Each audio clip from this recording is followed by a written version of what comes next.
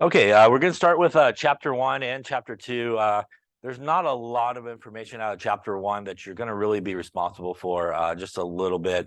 And then really the majority of this will be all chapter 2 after a few slides. Chapter 1 is sort of an introductory type of chapter. It kind of covers some basic stuff about chemistry. We're just going to talk a little bit, probably mostly about sort of the scientific method a little bit and theories and that type of stuff. And then we'll move into really chapter 2, which is all about measurements, significant figures, calculations, dimensional analysis, and density and stuff like that. So why is chemistry important? Obviously, chemistry does affect a lot of our lives in places maybe you don't think about. But, things like food, there's food scientists, obviously, hairspray, cosmetics, those type of stuff. That's all chemistry that's related. Even nice fireworks like we had not too long ago, chemistry happening there to create all the colors that you see when the fireworks go off. So chemistry really does sort of invade a lot of our lives in a lot of different areas. And really, the main part of chemistry is really the idea of sort of the study of matter and really how matter changes, or in some cases, maybe how matter doesn't change. And when we talk about matter, matter is essentially anything that occupies space and has mass. So pretty much that's a lot of things. And a lot of what we deal with in chemistry deals with the sort of 3 states of matter. And those 3 states of matter are the solid state, the liquid state, and the gas state of matter. And in the solid state, typically speaking, molecules or atoms, they are usually pretty tight to one another. They're compacted and they're pretty tight. That's why they're usually referred to as being rigid. There's not a lot of movement, not a lot of energy happening, so they all just sort of lock together. In the liquid stage, we still have a lot of atoms and molecules, if you will, relatively close to one another, but they do have a little bit more energy. So they do have the ability to sort of like kind of each other. And that's why when you think about liquids, they're fluid, right? They pour, right? They move and flow like that. And that's really because they have enough energy to sort of move around rather than sort of in the solid state where they're kind of locked into place. They're not really moving all that much. Then we get to really the gas state of matter. And at the gas state of matter, pretty much everybody has broken apart from one another. They're flying around in whatever container they may be in, if they're in a container. And as we'll talk about when we get to the gas chapter, those collisions as they're flying around is what really creates the pressure that we really associate with gases. So a lot of chemistry that we talk about deals with these 3 sort of states. And a lot of it sometimes is really just the transitioning from one state to the next. We oftentimes will talk about. And when we do sort of transition from one state to the next, there are some processes associated with that. As we go from solid to liquid, that is the process known as melting. Yeah. As we go from liquid to solid, that's the process of what happens when you do that. When you go from liquid to solid, like if you have water and you put it in the freezer, it starts to freeze, right? So that is freezing. You get an ice cube. All right. As you go from liquid to gas, that is the process of evaporation or vaporization. Going from gas back to liquid, that is condensation. Yeah. So that is condensation. And going from solid, skipping the liquid phase, going directly to gas, that is the process of sublimation. So it's like dry ice. If you ever seen dry ice or used dry ice, it's solid and then it's gone, right? There's no liquid cleanup along the way. So that is sublimation. And going from gas, again, skipping liquid, going directly to solid, that is a process known as deposition, like you're depositing something on it. So An example of that, maybe you've seen CDs, DVDs in a picture, I suppose, right? They're shiny. That's how they get them shiny. They deposit basically metals on top of them to do that. A lot of what we covered, chemistry does, like I said, with these three states. A lot of it involves these sort of transitions that we have as you go from one state to the next. The other sort of aspect to these sort of transitions of state and how matter is changing is the sort of component of energy associated with that. So energy associated with these sort of changes really sort of reverts down to, in most chemical sort of processes, one of two processes basically occurring in terms of energy. So for example, if we were to go from solid to liquid to gas, would I need to put energy in to do that, or do I need to take energy out to do those transitions, going from solid, liquid to gas? Which way do I need to go? Energy actually needs to go in, yeah? So if you think about your ice cube, you take your ice cube out of the freezer, it picks up all the energy from the surroundings, right? And what the ice cubes start to do? Melt, right? It becomes liquid. You take some liquid water, you put it up on the stove, you want to make some pasta, right? You cook it, put some heat under it, it starts to boil and evaporate. So all that processes as you go from solid to liquid to gas all involve energy being put in or absorbed. So energy being absorbed is a process in chemistry which is known as being endothermic. So when somebody says, hey, this process is endothermic, it essentially means that usually something is gaining energy. And there's usually two parts to that. There's like a system and a surrounding type of situation. So for example, in my ice cube situation, the ice cube would be the system, the air around it would be the surroundings. So it's picking up all that energy from the surroundings as endothermic. Now, if I wanted to go the opposite way, as I go from gas to liquid to solid, I would need to actually do the opposite, right? So instead of putting energy in, I need to actually take energy out in all those processes. So I need to release the energy to do so. And that is because in the gas phase, as we just talked about, gas molecules are flying around, they have a lot of energy. So when they lose energy, they slow down. And when they slow down and they come in contact with each other, they kind of stick together because they no longer have enough energy to break apart anymore.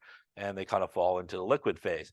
You continue to take more energy out, they lock in even more because they're not moving at all that much, and they lock into the solid state. So as you go from gas to liquid to solid, those are all processes where energy is released. And in chemistry, we talk a lot about those processes as being exothermic.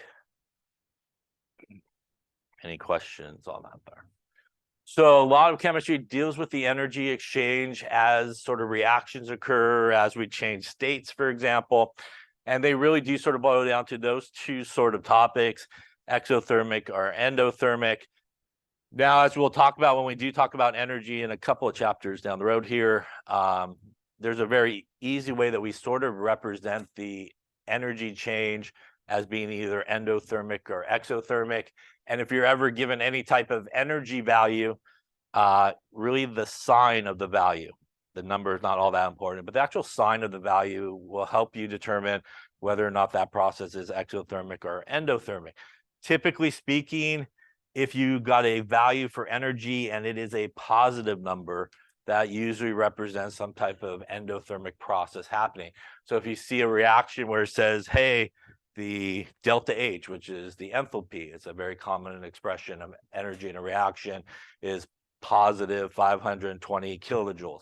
That positive number tells you that it's going to overall absorb energy. And opposite of that, exothermic type of reactions are negatively sort of values. So those guys, when they release that energy, usually is represented by a negative value. As we'll talk more about when we get to the sort of energy chapter, there is that conservation of energy, which essentially sort of means that we don't really lose or create energy along with chemical reactions, but they're sort of conserved. And what that essentially means is if there's somebody that, for example, is going to release a certain amount of energy, somebody else will gain the exact same amount of energy. So that energy is sort of perfectly sort of exchanged between, say, the system and the surroundings.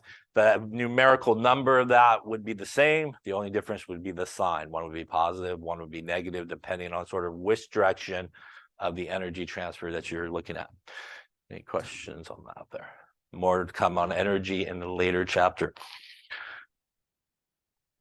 So another sort of topic that was talked about here in chapter 1, sort of an introductory sort of chapter, is the idea of sort of the scientific method and problem solving. And a lot of the scientific method really always sort of starts with some type of observation. So you observe something, somebody you work for observes something, and it leads to sort of questions. And when you sort of observe something happening, you want to sort of formulate what is referred to as a hypothesis. And a hypothesis, or a good hypothesis, is really one that is sort of testable. So some type of testable sort of hypothesis to sort of explain maybe the observation that you witnessed. So you would want to propose, this perhaps happens because of X, Y, and Z. And ideally, you would want something that you could do, in our case, a lot of times in chemistry, some type of experiment, perhaps, to determine whether or not your hypothesis is correct or not. So usually what happens is you take that hypothesis and you do some type of experiment. And obviously, in a lot of cases, what this would lead to is a lot of observations that will sort of occur as you do those experiments. And some of these observations hopefully will be what you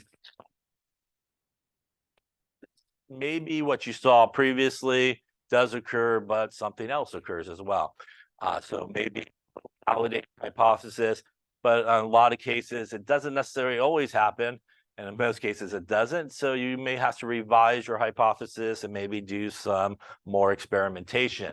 So this process of sort of the scientific method involves sort of hypothesis, experimentation, observations, revision to your hypothesis, more experimentations. And at some point, usually will lead to sort of two outcomes, perhaps either a theory or a law. So at the end result of sort of this experimentation, perhaps you'll hit either a theory or a law. And there is sort of a difference between something that is a theory and something that is a law. A theory is a sort of explanation of your observations that occur. It may not always be correct in all aspects, and it can be sort of revised along the way. So for example, the Bohr theory of the atom, not correct in all aspects, and a lot of aspects works really well for hydrogen, but as you move away from hydrogen, doesn't work so well. Dalton's atomic theory also, there are some points of Dalton's atomic theory which are correct, and later there's some points that were proved not to be so correct along the way. So theories are really, I don't know, tentative is the right word there, explanation of what's occurring, but it can be something that can be revisited, sort of revised. It's sort of not set in stone. A law, on the other hand, is something that pretty much always occurs the same way. There's like no doubt about it. It's always going to happen the same way. So that's the idea of something like the conservation of energy, the conservation of mass. So for example, in a conservation of mass idea, what you start with and what you end with will still be the same stuff. You won't lose anything along the way. If you do a reaction where you started with 6 carbons in the reactants, and then after a reaction occurs on your products, you should still have 6 carbons. They shouldn't have went anywhere. They may be in different compounds on the product side than where they started, but because you started with 6 carbons and you ended with 6 carbons, they both have the same mass. You have the conservation of mass no matter what you do to them, even if they end up in sort of different compounds. Any questions on that there?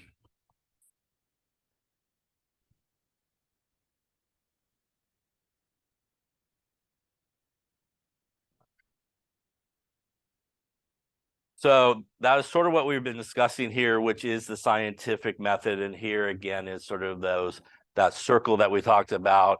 Again, it really a lot of times does kick off with observations, then the hypothesis experimentation leading to more observations. If you're working in a chemistry lab or something like that and you do this type of process, you go to your boss and they go, that's very interesting. And that's very interesting means you're going to have to go do some more experiments, pretty much is what that means. Let's go investigate that. That seems like a good idea. And like I said, at some point, you know, we will get to hopefully either a theory or a model or a law. And again, like I said before, the theory side of this may be thought of as being correct for a long period of time or maybe a short period of time. But over time, maybe some parts of it is correct, other parts not. But again, a law is something that should always occur the same way.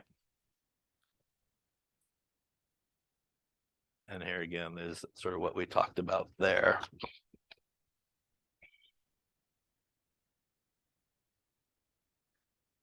Any questions on scientific method, matter, and that type of stuff? We will definitely get back into matter in a later chapter as well. This is pretty much the information that you need to know from chapter 1. Again, this the idea of sort of the matter, which we'll cover again, but really this sort of scientific method and that type of stuff is pretty much all you need to know out of 1. Like I said, not much going on in that chapter. Any questions? Okay, then we are going to actually roll into chapter 2, which pretty much you need to know all of chapter 2, by the way. Chapter 2 is about measurements. So again, in this chapter, we're going to talk about how to properly take measurements, how to record measurements. We're going to talk about the uncertainty that's always associated with measurements. As I said before, we will also conversions, doing conversion type problems, dimensional analysis, and we'll talk about the way that you are supposed to sort of do calculations. So although we haven't officially gone over the syllabus together or talked about some of the things, just to let you know, in this class for Chem 3, they do want you to be very prepared as you go to Chem 1A and Chem 1B, which is where most of you are probably headed, I would imagine.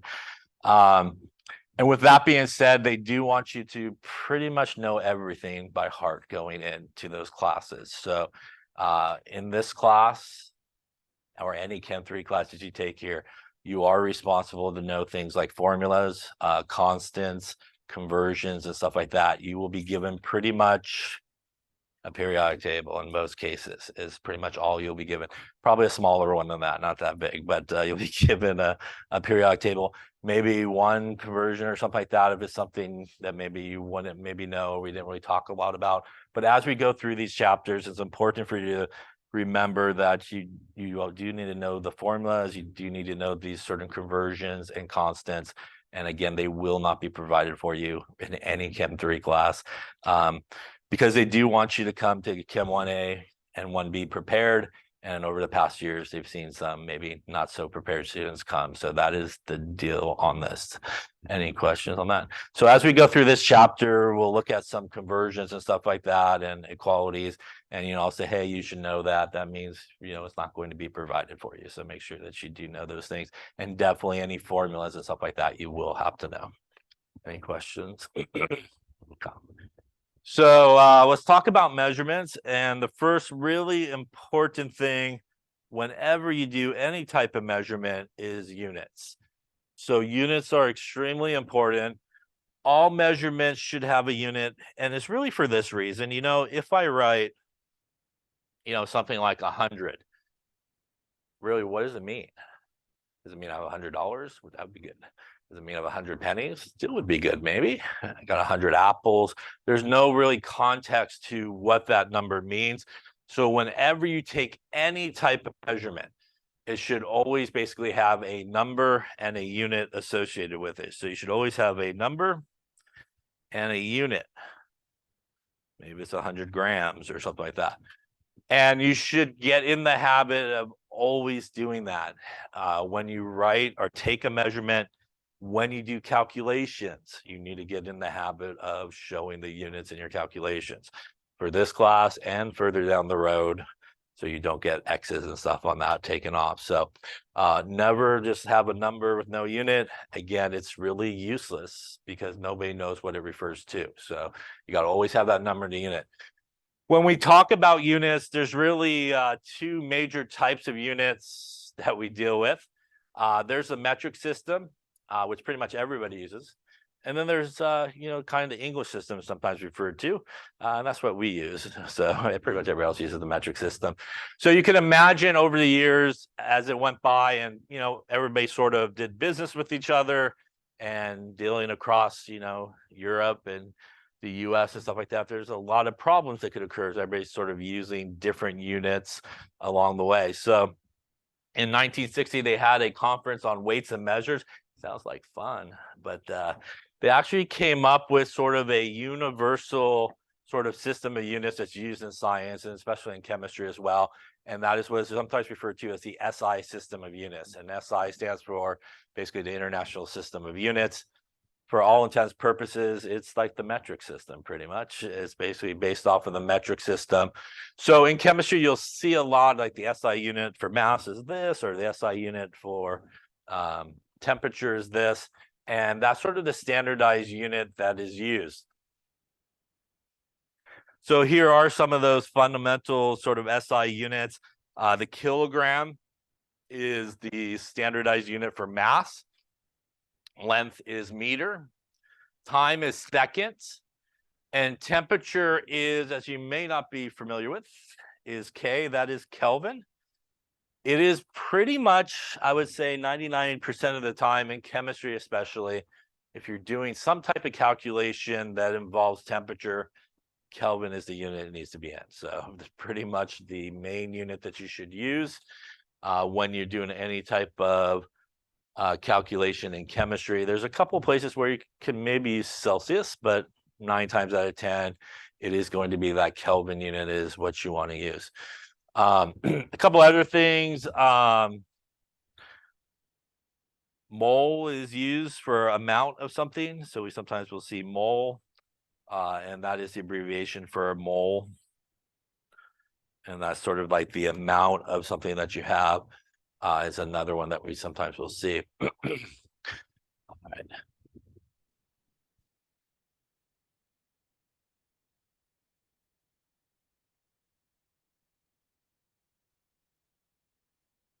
Okay, so we've been talking here again about SI units, and as I mentioned before, it's important that you know these units in the sense of you understand what type of measurement you're dealing with. So again, if you see a kilogram or something like that, that is dealing with a mass.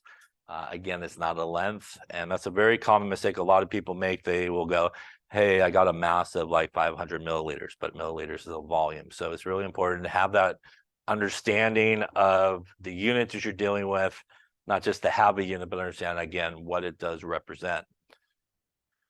So let's talk a little bit about each of these types of units. So this is units of length.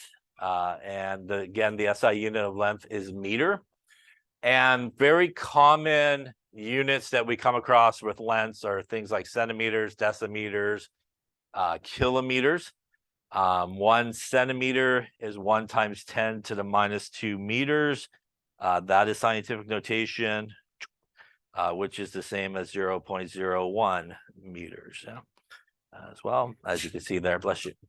1 decimeter is 1 times 10 to the minus 1 meters. 1,000 meters in a kilometer. So a couple conversions we use a lot in chemistry is this one. So I would definitely make sure you kind of know that one there. 1 kilometer is 1,000 meters. Also, the centimeter one is used a lot. So there's a couple different ones. There's 100 centimeters is 1 meter. That is another one that is used a lot. So, those two for sure you should commit to sort of memory as we go through it. Kilo, centi, deci. I would say in this particular class, kilometer and centimeter is used a lot. As you go to 1A and so forth, 1B, things like nanometers is used a lot. Micrometers is sometimes used, but nanometers is also used a lot. Nanometers in 1 nanometer, there is 1 times 10 to the minus 9 meters, basically. So that's another one. We probably won't see too much of that, maybe in one chapter towards the beginning, but as you go into 1A, you'll probably see it a little bit more in some of the problems that you deal with. Speaking of prefixes, in the metric system and really sort of in the SI system, but in the metric system, we do use prefixes to sort of help us change the numbers. So maybe they're not so big or, not so small. And this is a table from your book that you can use. And I will show you here how to sort of use these prefixes. And it is something that people oftentimes do always backwards when they kind of go to do this. So for example, if we were to look at something like kilo, for example, which is 10 to the 3. So if you see kilo and you see this 10 to the 3, first off, the 10 to the 3 really is scientific notation, which means it really is 1 times 10 to the 3. But it's very common when people kind of go and use a table like this and that sort of version of it, that they always sort of do it backwards. So for example, if we had kilometers to meters, meters is the base unit. This is what is sometimes referred to as the prefix unit, right? So when we look at the far right column here, where it says, again, kilos 10 to the 3, 10 to the minus 1 for deci, whatever it may be, that is how much there is in the base unit to one of the prefix units. So for example, here, that would be 1 kilometer is 10 to the 3 meters. And it's a very common mistake that people make is they do it backwards. They go like 10 to the 3 kilometers is 1 meter. So that is basically how you would use it. And again, that is basically scientific notation, which is 1 times 10 to the 3. Does it matter really the unit? It doesn't. The prefix works the same for any unit you want. So if I had 1 kiloliter, how many liters would I have? Yeah, I would have 10 to the 3 or 1,000 liters, right? So it works the same way. It doesn't really matter what the base unit is. You can use the prefix for any type of combination of units. Same thing, here's that nano, which is 10 to the minus 9. So nano being 10 to the minus 9, which is this guy right here, basically, a bunch of zeros. So if I had 1 nanometer, as I wrote on the previous page, that would be 10 to the minus 9 meters. If I had 1 nanogram, that would be 10 to the minus 9 grams. So when you use this column here, that is how much of the base unit there is in one of the prefix units. It does flip around if you sort of go and use the larger meaning. And that's how we get, for example, if we look at centi, which is 10 to the minus 2, in 1 centimeter, there would be 10 to the minus 2 meters is the proper way to do that. Now, if I take 10 to the minus 2 and divide it to both sides, this cancels, and that gives me 1 meter is 100 centimeters. So they are the same conversion. It's just divided out to the other side. It's basically how you get to that larger number. So some people will teach you sort of the larger number to use, which is fine, So if you want to use the 100 centimeters as a meter, it's okay.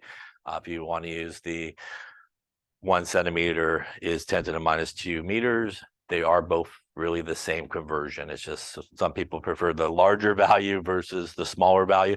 But as you can see in the larger value, it is opposite, is sort of that's how much there is in the prefix unit to the base unit. So sometimes it flips around. So I would choose one way and kind of keep with it. The one on the right there is probably the easiest one if you just remember it that way. And again, properly arrange them.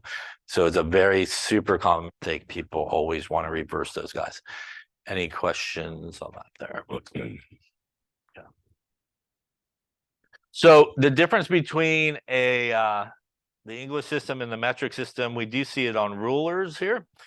For example, this is a conversion you should know. 1 inch, which is the English sort of conversion or measurement, is equal to 2.54 centimeters exactly. So that is an exact measurement, and you do need to know that by heart. Won't be provided for you. Not sure how often you'll use it, but it won't be provided for you. So if we look obviously on a ruler, that is where we see 1 inch. If you come straight down, just over 2.54 centimeters. By the way, that's a ruler. These are inches. Yes. These are centimeters. Where do I find millimeters? Be the little guys. Yeah. There are 10 millimeters in a centimeter, right? So the little guys are where people always look for it. Where is it? On the ruler. So it's on the bottom there with the centimeters. All the little dashes are the millimeters. And there are 10 millimeters in a centimeter. So that's a good one to know, I suppose, as well. Again, I don't know how much in calculations you would use that, but it might help you with your reading a ruler. Right, but definitely not conversion on top. They do expect you to know. Any questions on that there? So let's talk a little bit about volume. Volume is the three-dimensional space that's occupied by a substance. Volume is length cubed. So there are a few different ways that we can get the volume of a substance. Frankly, a lot of times we will just take the substance and, fill it into a piece of glassware and take an actual reading, and that will give us, if it happens to be milliliters in that glassware, that will give us our volume. If it's maybe a square type of situation or a cube, we could measure the length and take the length times the width times the height, or some people refer to that as the thickness. And if we take each of those individual measurements, say in centimeters, those are all individual length measurements, all centimeters. But when you take centimeters times centimeters times centimeters, you end up with what is known as a cubic centimeter. Yeah. And that is a volume. Each of these individual ones are length measurements. So a cubic centimeter is a very common unit of volume. And that's oftentimes how we, get the volume of some type of solid object with a ruler. We'll also talk about another very common way is to do some displacement and figuring out the volume of it. Some very common sort of units that we use a lot in chemistry is this relationship right here. 1 cubic centimeter is the same as 1 milliliter. By the way, in case you ever do any type of medicine, that's also the same as a cc. cc stands for cubic centimeter, like give that guy 5 cc's before he croaks. Yeah, that is basically 5 milliliters is basically what they are doing there. We don't oftentimes use cc's too much in our class and stuff like that, but if you see a cc, it is still a cubic centimeter, and obviously the cubic centimeter there. So that is definitely a relationship that you do need to know, that they are all related to each other. Probably the other major one that we use all the time is this one right here. There are 1,000 milliliters in 1 liter. So that is something that we use all the time here. So 1 cubic centimeter equals 1 milliliter. Definitely should know 1 liter equals 1,000 milliliters. You should also know. As we do that conversion between liters and milliliters, we're really just kind of moving the decimal point, for example, 3 places one way or the other, depending on sort of which way we are going. Yeah.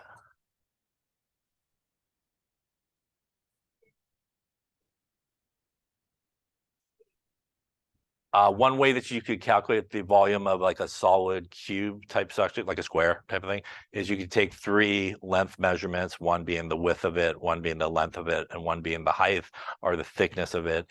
And each of those individually are length measurements. But when you take all 3 of them together and multiply them together, they then become the volume of that object, if that was your question.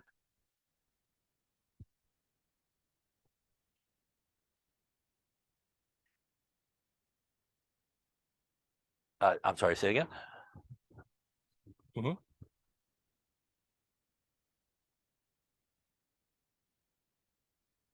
Yeah, so that's another sort of unit that can be used. So for example, decimeters cubed, which is also 3 length measurements together, it doesn't equal a milliliter, but it actually equals a liter. So that is the SI unit for volume there is meters cubed. And that's really, again, the length times the width times the height. But in terms of a more usable sort of unit, a lot of times usable volume units that we use a lot are milliliters and liters. So in terms of that measurement unit that relates to those, cubic centimeter to milliliter, a cubic decimeter actually would equal a liter. And so, other questions? Yep.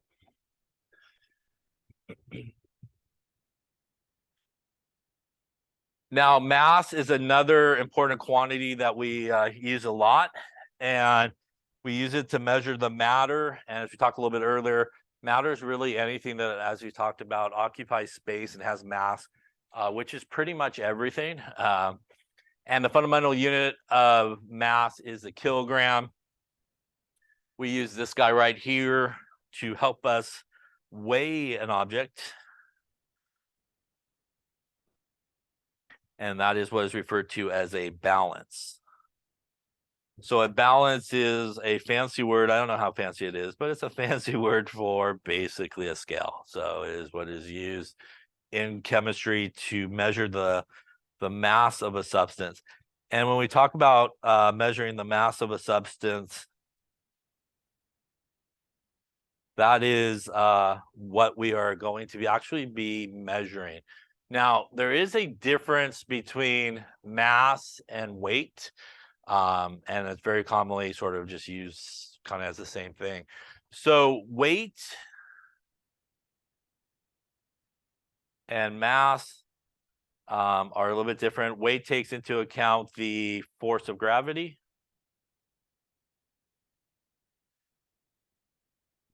And mass is regardless of the force of gravity. So you do not, I guess regardless is a better way to put that, regardless.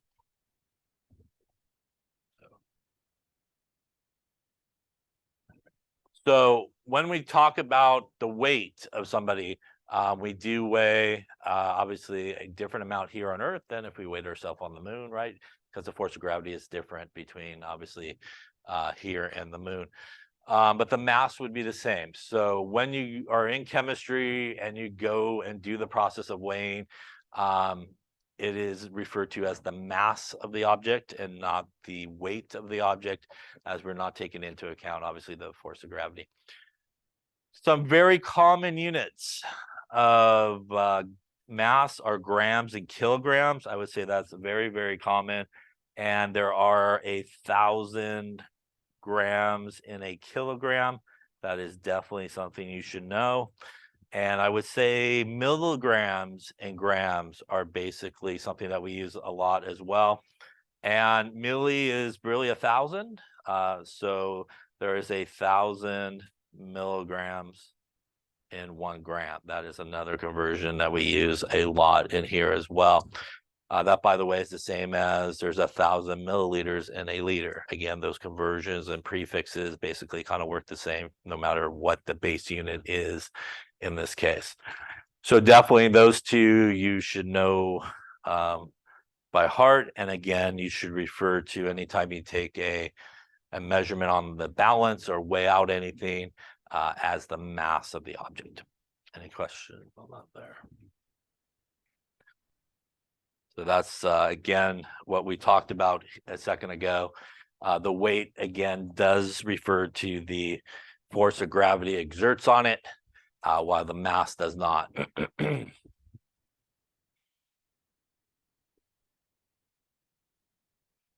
So let's talk a little about temperature conversions and the 3 major temperature scales that we deal with here in chemistry.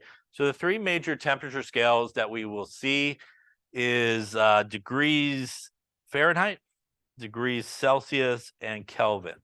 Those are basically the 3 temperature scales that we see. One of the first things that is different here between those 3, or at least one of the 3, it is degrees Fahrenheit, is degrees Celsius. It is just Kelvin. So it's not degrees Kelvin. You don't write the degrees little marker next to it, which is the little circle up on top. And you don't say degrees Kelvin. So that's a major difference between them. The sort of conversion between the different temperature scales basically involves really where water sort of freezes and where water boils and how much temperature units are between them. So on the Fahrenheit scale, water boils at 212 degrees Fahrenheit and freezes at 32 degrees Fahrenheit. That is the scale we use to like take our temperature and that type of stuff. We use the Fahrenheit scale. The Celsius, which is more of a degrees Celsius, which is more of a metric sort of unit. Water boils at 100 degrees Celsius and freezes at 0 degrees Celsius. And that you should know. Yeah. So that is those temperatures for water, where it freezes and where it boils, is definitely something you should know for our class. And as you continue on to 1A and 1B, it just pops up in all kinds of places and stuff like that. So that is the normal freezing point temperature and boiling point temperature for water.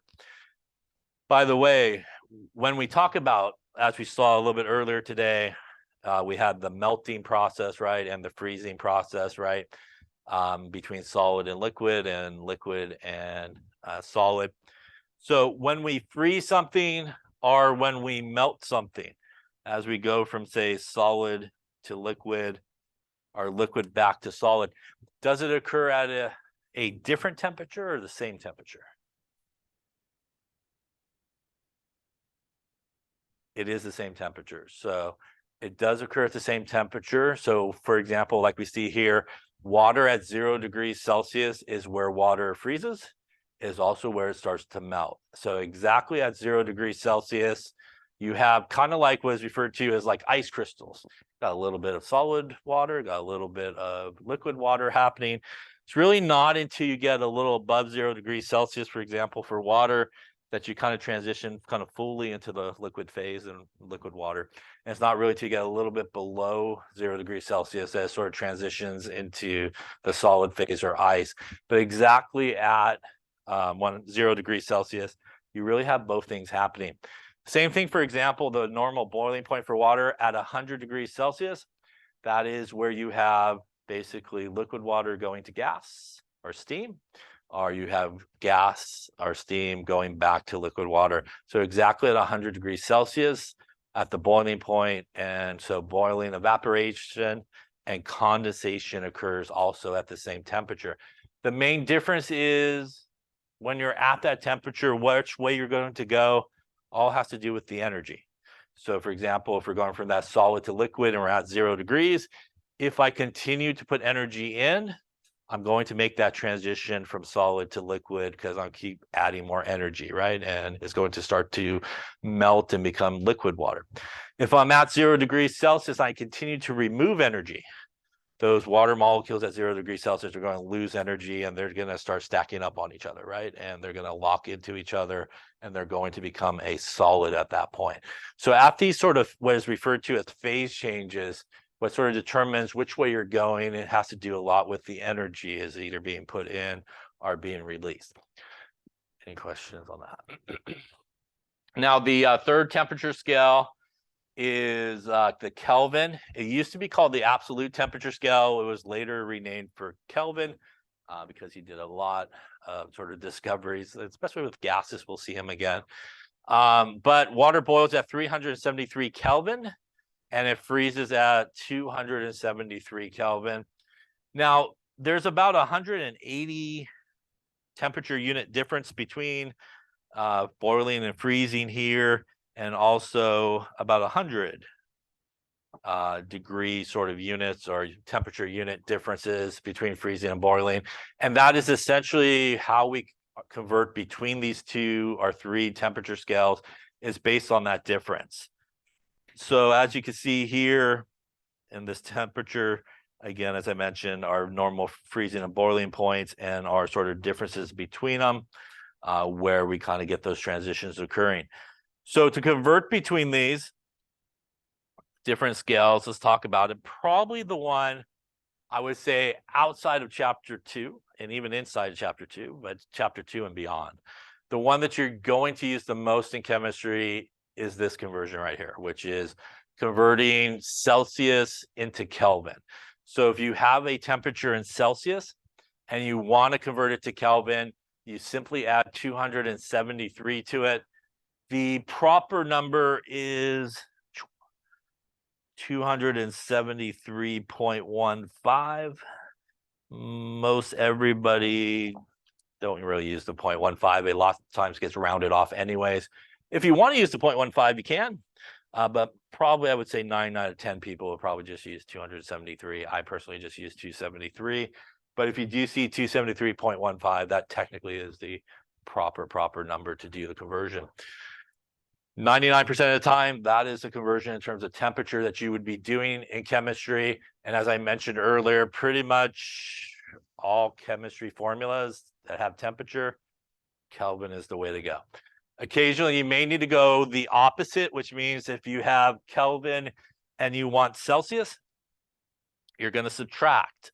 So temperature in Celsius would be the temperature in Kelvin minus the 273. So again, that obviously would be the opposite of getting to Kelvin.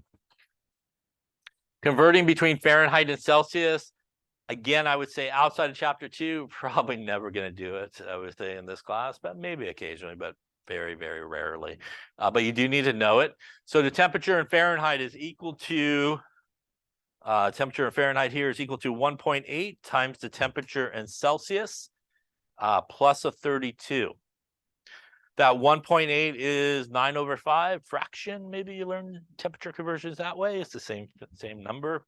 If you want the temperature in Celsius and you have Fahrenheit, you're going to take the temperature in Fahrenheit, you're going to subtract a 32, and you're going to divide it by 1.8.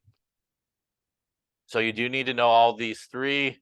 And again, I would say after chapter 2, I want to say forget the bottom one, but you probably won't use it very much, but definitely the top one, you're going to use a lot in all chapters. Any questions on that? Now, when we do measurements and when we take measurements, and we're going to talk about it in this chapter, obviously, which is significant figures, we always want to give our answers to the proper number of significant figures. And the one place where we really do not follow strictly the significant figure sort of rules and calculations is if you're doing some type of temperature conversion. So the general rule that people use when they do temperature conversions, so if you're just simply taking a number from one temperature scale to another, the rule is you make the converted temperature look like the original number. So what that means is if your original temperature number was a whole number, when you do the conversion, you should take your converted number to a whole number. If the original number went to 1 decimal place, take your converted temperature to 1 decimal place. So that is the general rule that is used specifically and only for temperature conversions. If you're just taking a temperature to temperature conversion, just basically make your answer look like the original number. Again, whole number, 2 decimal places, 2 decimal places. Any questions on that there? All right, grab a calculator, try some here. Let's do some conversions here. So good rule of thumb is to make sure you have a calculator when you come to class. Yeah, so we will do a lot of examples. I would highly recommend that the calculator you bring to class would be the one you use on the exam and quizzes. Yes, so you know how to use them. So make sure you have a calculator. And obviously, when we take exams and quizzes, it's got to be a real calculator, not a cell phone or any electronic device type calculator. All right, so take a few minutes here, see what you come up with each of these, and then we'll talk about them here in just a second.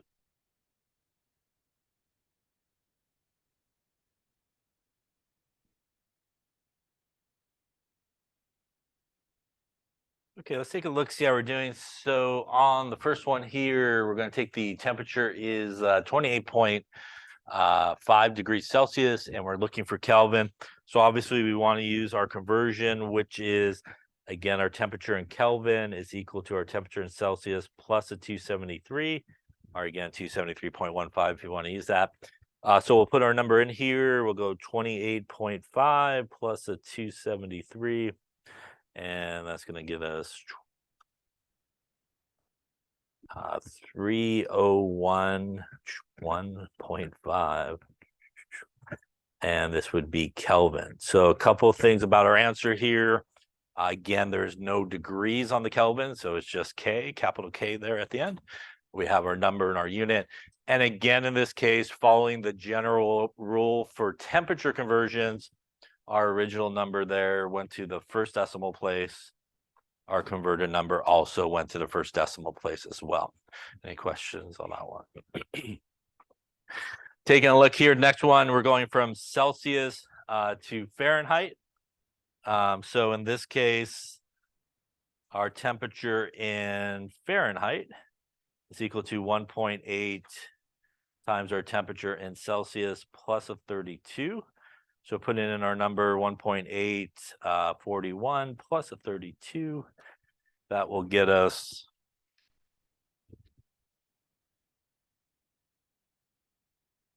on our calculator 105.8 degrees Fahrenheit. Should I, in this case, leave it as 105.8 degrees Fahrenheit? I should not. Again, following the rule here for conversions, that is a whole number, which means we should take this to a whole number. That means I should do what with that number? Round it up, right? So we got 5 and above next to it. So we should end up here something like 106 degrees Fahrenheit. Any questions on that one there? And lastly, here we have Fahrenheit and we want Celsius. So we're going to go Celsius is our temperature in Fahrenheit minus 32 divided by 1.8. Going to give us 160 minus 32 divided by 1.8. That will get us 160 minus 32 divided by 1.8. And that's going to give us on our calculator 71.11, a bunch of ones there.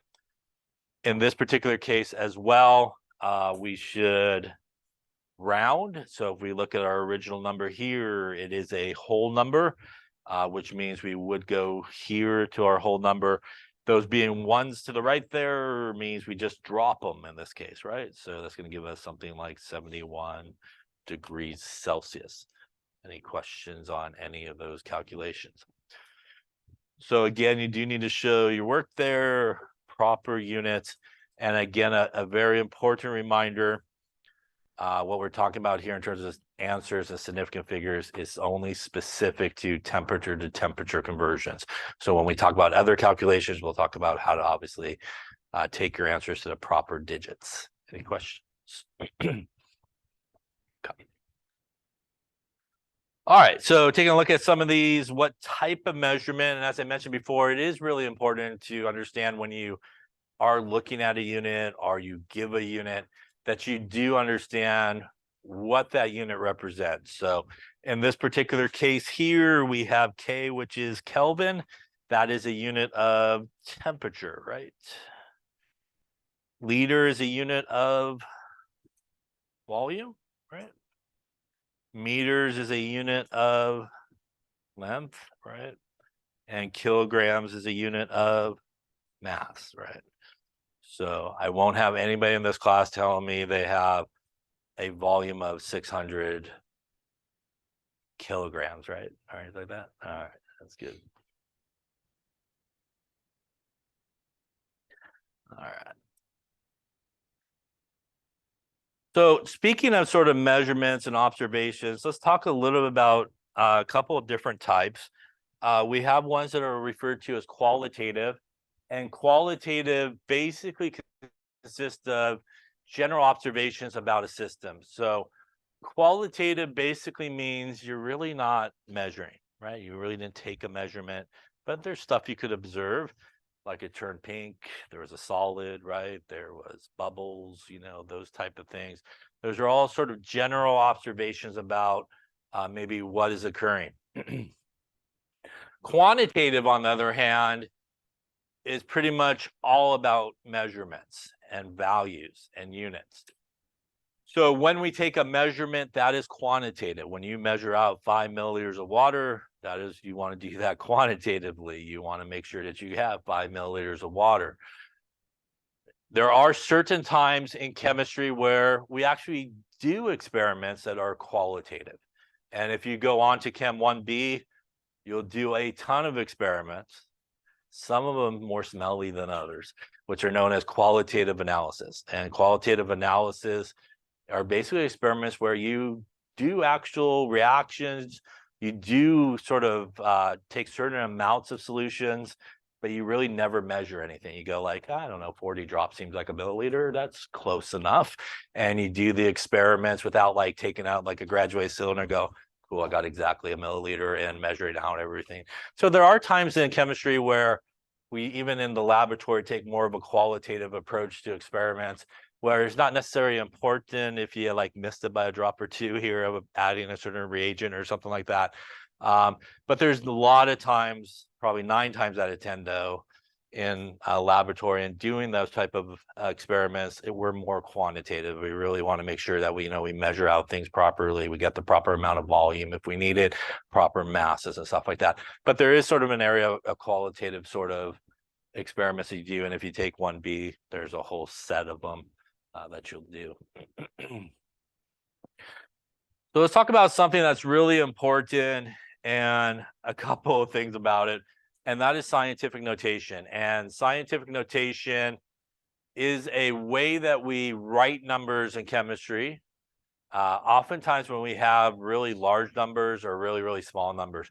So if we have really large numbers, like how many atoms there are, for example, in 1 gram of hydrogen, that's like 602,200. It's Avogadro's number. It's a lot of zeros. So if you try to write that down and use it in a calculation, there's probably a good chance you're going to lose some zeros along the way. Same thing with the other one. That's a really, really small number, right? The 0.000, bunch of zeros, and the 166 at the end there. And obviously, if you try to sort of use those numbers the way they are, it's not going to go so well for you in a calculation. So scientific notation is a way that we do that. And scientific notation has a general form of n times 10 to the n. This n is a number between 1 and 10. So it is the between part that's important here. So can I start my number with like 120? That is not between 1 and 10, yes? Can I start my scientific notation like 0.3? No, that is not between 1 and 10. So it does need to be a number between 1 and 10, not 10, but between 1 and 10. So it should be like, 5 point something in that first number. Times 10 to the little n. The little n may be positive or negative, depending on which way you're moving the decimal point. So whichever way you're moving the decimal point will give you sort of that exponent part of it. So for example, if we had 325 and we wanted to turn it into scientific notation, although it is not written here, we would assume the decimal point would be there. I need to go to the left. If I go to the left 1 place, that is 32.5. That is not between 1 and 10. I need to go 1 more place, which is 3.25. And that would give me 3.25 times 10 to the 2. I moved the decimal place 2 places to the left. My exponent up on top is 2, and it is positive. Yeah. If I had 0.00325. Decimal point is right there. I go 1 place, that is not between 1 and 10. I go 2 places, not between 1 and 10. I need to go 3 places in this case to get 3.25 on the back end here. Times 10 to the minus 3. Minus 3 because I moved my decimal place to the right. Easy way to remember this is, which one is the larger number? The one on the right, yes? So larger numbers have positive exponents, yes? Smaller numbers have negative exponents. And the exponent numbers, how many places you move to get it to a number between 1 and 10. So that is the proper way to write it. Speaking of proper ways to write things, this is the proper way to write decimals. You should always include that 0 before the decimal point, because if you don't and you're doing a bunch of calculations, before you know it, all your numbers run together. Yeah, so it's very proper to include that 0 before the decimal point so you could clearly see it's a different number than the next numbers. It's all about running together when you do that. Any questions on that there? All right, so as I mentioned, it can go to the left or the right, depending on which way you need to move it to get to a number between 1 and 10. And if you're going from positional notation, which is like decimal point form, to scientific notation, again, if you go to the left, you're going to have a positive exponent. And if you go to the right, you'll have a negative exponent. If you go from scientific notation back to positional notation or decimal place, for example, if I had 1.1 times 10 to the minus 2, and I want to turn that into just a regular old number, no scientific notation, which way am I going with that decimal point? I am going to go to the left. Again, remembering that minus means small number. To make it a small number, I need to put some zeros in front, right? So I'm going to go to the left 1 and 2 places. Again, going to give me something like that, right? And again, if I had a positive exponent, that means it's a larger number. To make this front part a larger number, I need to add to the back of it, right? To make it a larger number. So we would go obviously 3 places that way and end up with something like that. Yeah. Any questions on going either way? So you do need to be able to write numbers properly in scientific notation. Do you have to write all your numbers in scientific notation? Nah, I don't really care, to be honest with you. But clearly, if the question asks you to write it in scientific notation, you need to do so. As we'll talk about when we talk about significant figures, sometimes there is only one way to get a number to the proper number of significant figures, and that is you have to write it in scientific notation. There's no way to write it in a decimal form to get it to the right number of significant figures. We'll talk about what significant figures are a little bit later in the chapter, but just to give you a preview of how scientific notation works with significant figures is any number that's written in scientific notation that comes before the times 10 part are always significant. So those are always significant figures. So for example, this number right here would have 2 significant figures. This number right here would have 2 significant figures as well. On the previous slide, I think we have 3.25 right times something that would have 3 significant figures. So when you see a number written in scientific notation, all the numbers before the times 10 part are always significant. And that's sort of the beauty of scientific notation is if you need a number with a certain number of significant figures, but there's like no way for you to do it in just a regular decimal number, you can control how many significant figures you want to put in there by just adding zeros. For example, if I wanted 3 significant figures on this, I could just do this, right? Same number now has 3 significant figures, right? If I keep adding zeros, I can put as many zeros I want in there, as many significant figures as I need in there. Any questions on that? Now, more important, I think, actually, let's talk about that actually right now. I think be a good place. More important than knowing how to write scientific notation, it's actually to know how to do it on your calculator and actually know how to punch it in on your calculator. And a lot of people don't know how to properly do that. So let's talk about how to properly use your calculator and some scientific notation. So all scientific calculators, like basic scientific calculators that you should have for this class, should have an exponent button. And most of the time, these are the 3 buttons that are the exponent button. It's an EE button. It's an EXP button. And if you have some of the newer sort of calculators, these oftentimes are oddly like 2-tone calculators. It's like blue in the middle, white on the outside, or something like that, like 2 sort of colors. Casio, I think, makes a lot of them, and Texas Instruments. But some of the newer ones will have that sort of button on it. These are your exponent buttons, and these are the buttons you always want to use when you're going to put a number into your calculator in scientific notation. Now, there's also your negative button, if you will, on a calculator. And that is usually represented as a plus negative sign or a negative sort of sign, not the subtract button. So it is different than the subtract button. So those two sort of buttons you should find on your calculator, and it will help you properly punch things in scientific notation. Now, if you have these two buttons on your calculator, I'm going to tell you how to do it. If you have a newer sort of calculator that has that button, we will talk about some extra stuff that you need to do on that. So if you have this button, you typically will also have like a little wheel type of thing that's on your calculator in most cases. And we'll talk about some extra stuff you have to do.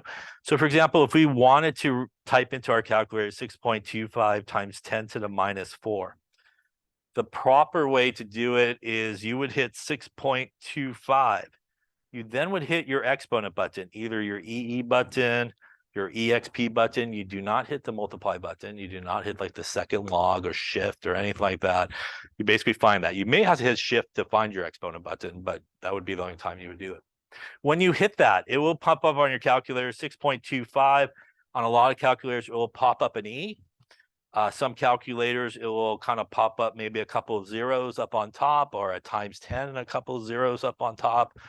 And when you hit that E button or that EE button, it represents this part of the number. So that is what that button basically represents, which is why you don't have to hit the multiplication button or anything like that. Otherwise, you're going to be off. So what's left to put into our calculator is the -4 part for the exponent part. So once again, we do not want to use our subtract button, but we do want to use our negative button here. So we would then hit our negative button, and that will put a negative here. It will most likely put a negative here, and then you hit 4. And it will put a 4 here, and it will change this into a 4. And that is the proper way to punch a number into your calculator scientific notation. You want to make sure that you use the exponent button. If you are finding yourself using the shift or second and log button, you are doing it incorrectly and you will be off. Most of the time in calculations, the way you know you are off is because like the front part of your number looks good. The exponent part's off by like 1 or so, and that's because you did not punch it in correctly. So if you have those two buttons, that's basically the way that you need to punch it in. If you have the other calculator that has this button, and like I said, it usually will also have like the little wheel on it, you pretty much need to do the same thing, but because of the way those calculators are programmed, you got to put parentheses around every single number that you're going to enter. So you actually would, if you were going to do this exact same number, you would start with the parentheses button. You have to open a parentheses, and then you would do it like normal, 6.25. You would hit your exponent button. On your calculator, you'll have this display to you, 6.25. It'll probably go like 10, and then you'll have your little cursor kind of blinking up on top of it. At this point, you could continue like normal, hit your negative button, whichever one you have, and 4. And when you do that, it will look something like this on the screen, 6.25 times 10 to the -4. And the problem here is you'll have your little cursor blinking right about there. Now you do have to close the parentheses. And if you just hit close parentheses on most of those calculators, because it's way up here, it'll close the parentheses up there and you'll get like an error and stuff like that. So you can't just hit close parentheses at that point on most of those calculators. That is where the wheel comes into play. That little wheel, at that point, you hit this side of it. And when you do, your cursor will drop down. And then it will look something like this. And now your cursor's down here. Now you can close the parentheses and you're good to go. Yeah. So the difference is if you have that sort of button, you got to kind of parenthesis up all the numbers that are there. And then make sure you drop the parentheses to a regular size parentheses and you'll be okay. Anyone's fine. You just got to make sure you know how to properly do it. Yeah. And make sure you punch it in. We'll do some examples next time on actually doing some with punching those in. Any questions on any of that stuff there? All right, we're going to lay it up there for lecture for now. We do have lab today.